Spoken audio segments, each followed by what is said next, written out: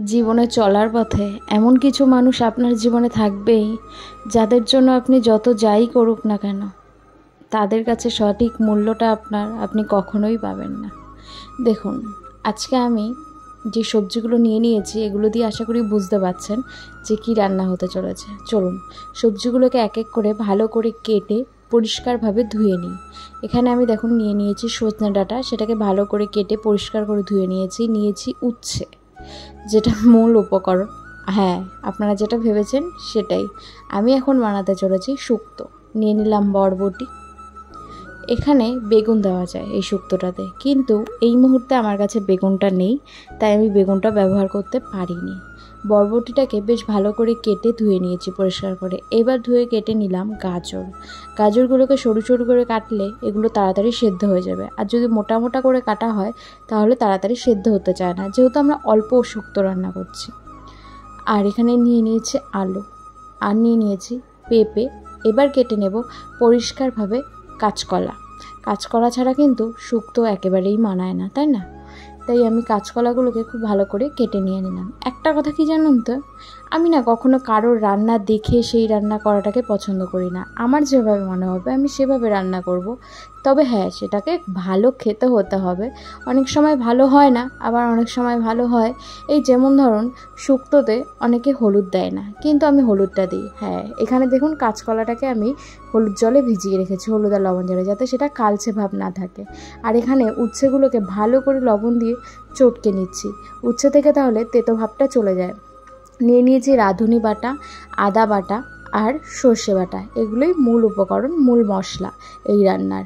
হ্যাঁ, যেটা বলছিলাম, উচ্ছে আপনারা যখনই ভাজা খাবেন বা যাই করবেন, কেটে কিছুক্ষণ লবণ দিয়ে কচলে নেবেন, তারপর কিছুক্ষণ রেখে আবার সেটাকে ধুয়ে নেবেন। দেখবে তার মধ্যে যে তেতো ভাবটা সেটা কেটে যাবে।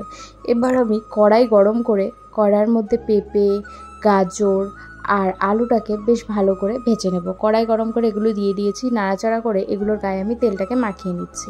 দিয়ে দিলাম সামান্য পরিমাণে লবণ, যেহেতু লবণ ছাড়া সবজিগুলো সহজে সেদ্ধ হবে না, আর যদি লবণ দিয়ে সেদ্ধ না করি তাহলে সবজিগুলো পানসে ভাব থেকে যাবে।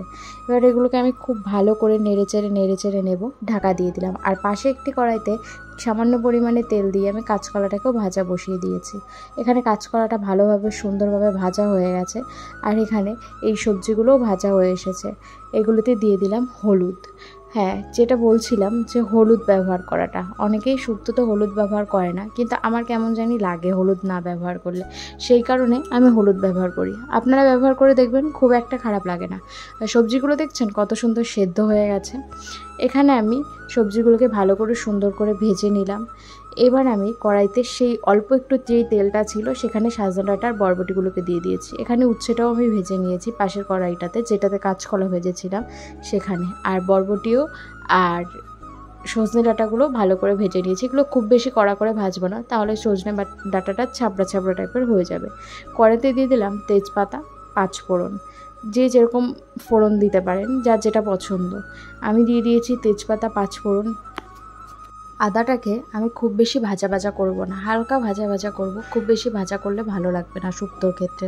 আদার একটা কাঁচা গন্ধটাই শুক্তোর মধ্যে বেশ ভালো লাগে। দিয়ে দিলাম লবণ পরিমাণ মতো, যেহেতু ভাজা সবজিগুলোতে লবণ দেওয়া ছিল তাই আমি লবণের পরিমাণটা কম দিয়েছি, লাগলে আমি শেষে আবার একটু দিয়ে নেব।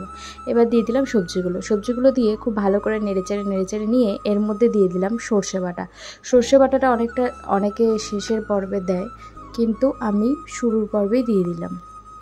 আমার কেমন জানি তরকারিতে মশলা না পাকলে খুব একটা বেশি ভালো লাগে না। দেখুন আমি এগুলোকে খুব ভালো করে আবার নাড়াচাড়া দিয়ে নিচ্ছি। আর যেই বাটিটাতে সর্ষে ছিল সেই বাটিটাতে কিছুটা সর্ষে লেগেছিল, সেই কারণে সেই বাটিটা ধুয়ে সামান্য পরিমাণে জল দিয়ে দিলাম। এবার আমি এগুলোকে আবার খুব ভালো করে নাড়াচাড়া করে নেব। দিয়ে দিলাম রাঁধুনিটা কিন্তু অবশ্যই দেবেন, তাহলে যে শুক্তোটা রান্না করছেন তার মধ্যে খুব সুন্দর একটা গন্ধ আসবে। এবার আমি শুক্তোটা কিছুক্ষণ ঢাকা দিয়ে তার উপরে দিয়ে দিলাম দুধ। আমার কাছে গরুর দুধ ছিল না, তাই আমি আমুল দুধের প্যাকেট এনে সেটাকে গুলিয়ে দিয়ে দিয়েছি। দেখুন এখানে আমি দিয়ে দিলাম পরিমাণ মতো জল, দিয়ে আবার কিছুক্ষণ ঢাকা দিয়ে রাখবো, সবজিগুলোর সাথে সব কিছু মিশে যাবে। এবার আমি ঢাকনাটা খুলে তার উপরে দিয়ে দিলাম পরিমাণ মতো চিনি না দিলে স্বাদটা আসবে না। আর দিয়ে দিলাম ভেজে রাখা ধনিয়া আর জিরে গুঁড়ো। এগুলোকে ভালো করে টেলে নিয়েছি, গুঁড়ো না থাকলে আস্তে আস্তে গোটা ধনে জিরে ভেজে টেলে নেবে। হ্যাঁ, ঢেলে নেবেন। এবার এখানে দেখুন আমার সবজিটা সম্পূর্ণ রেডি হয়ে গেছে, আর এখানে রেডি হয়ে গেছে শুক্তো। আপনারা কে কে কেমনভাবে শুক্তো রান্না করেন অবশ্যই জানাবেন কিন্তু। ধন্যবাদ।